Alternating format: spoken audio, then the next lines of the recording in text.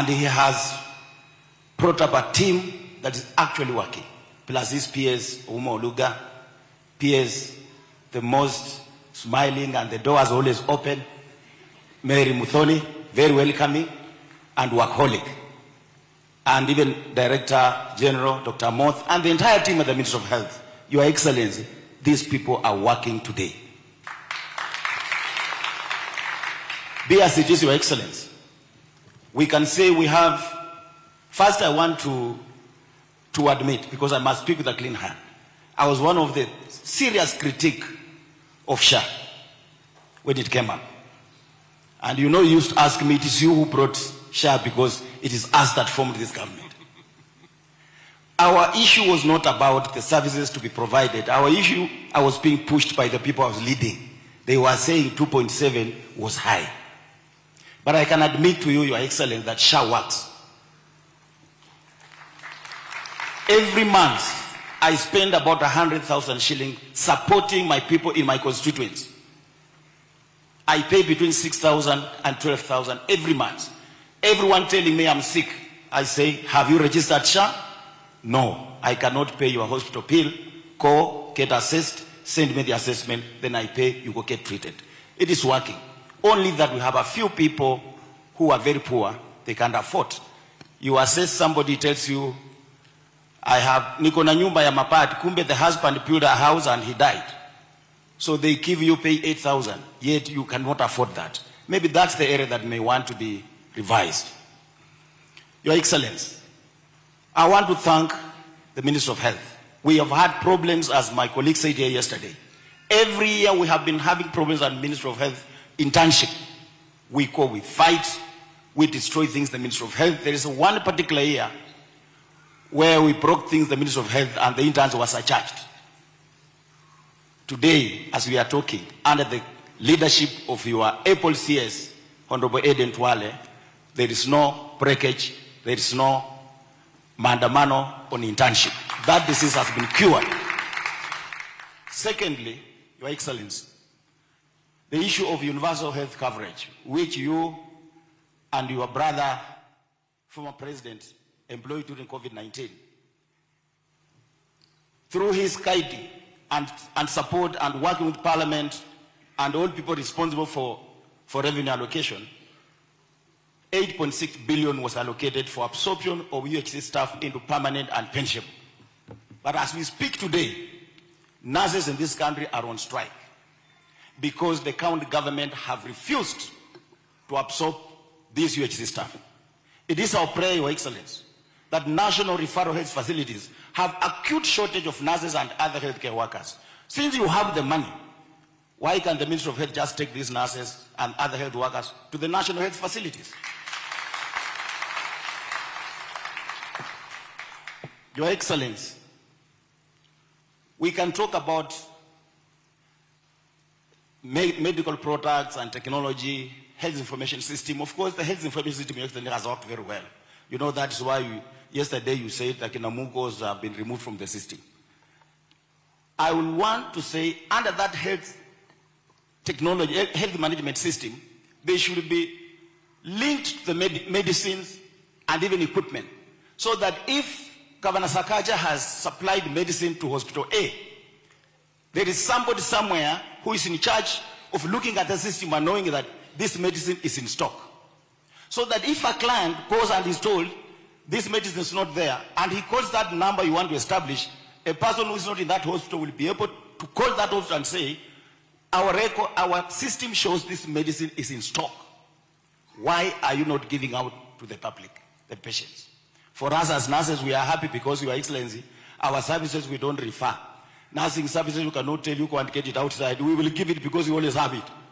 So we may not be actually affected by that. Your Excellency, a demotivated workforce, a workforce that has not been paid, cannot deliver services.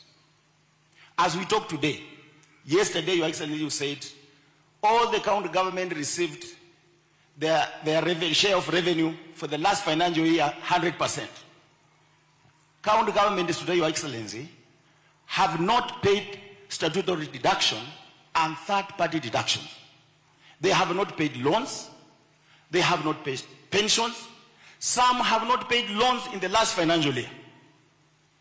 As we speak today, August is coming to an end. Health workers have not been paid salary for July.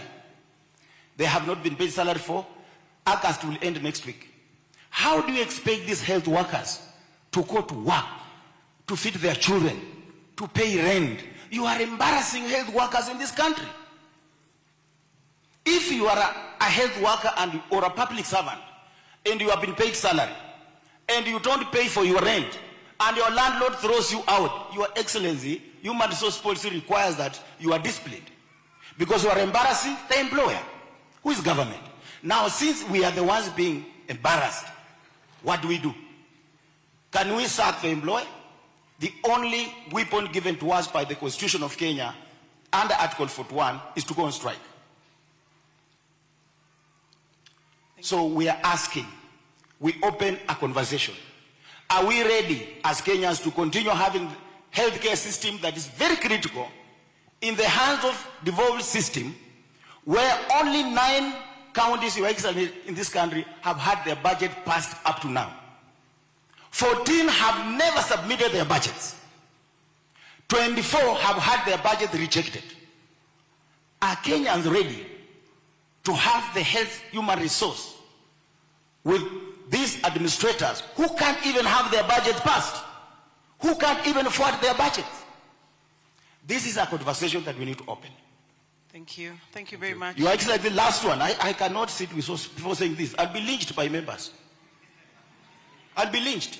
Your Excellency, in 2017, you and President Uhuru Kenyatta gave nurses a return to work formula, where you improved our terms and conditions of service.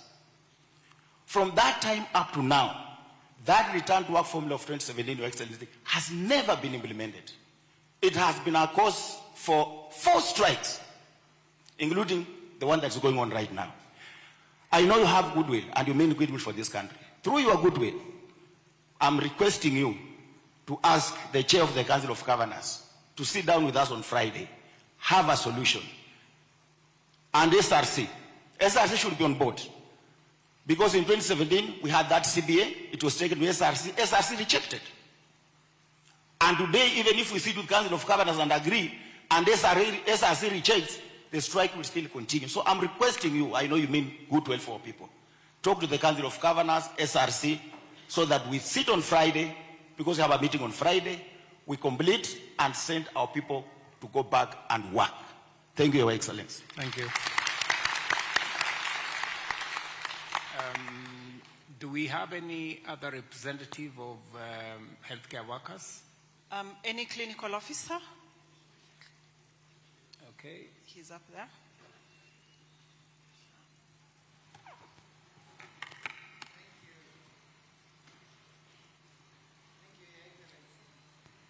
Proceed. Just proceed. Yes, and I'm very excited, Your Excellency, to be here today. I think the other time we met, Your Excellency, before you became president in Catholic University, I'm the one who gave you the memoranda on behalf of my good friends from the unions. And we have the other unions for public health and the other unions within the health sector with us here today. Your Excellency, there is something that you promised, and I remember you said that we keep the photos, so that in case you forget, we remind you with the photos. And Your Excellency, I think now I'll have to delete it. I was keeping it, but I never actually expected that we would have this forum. And you know, this is the first time we are having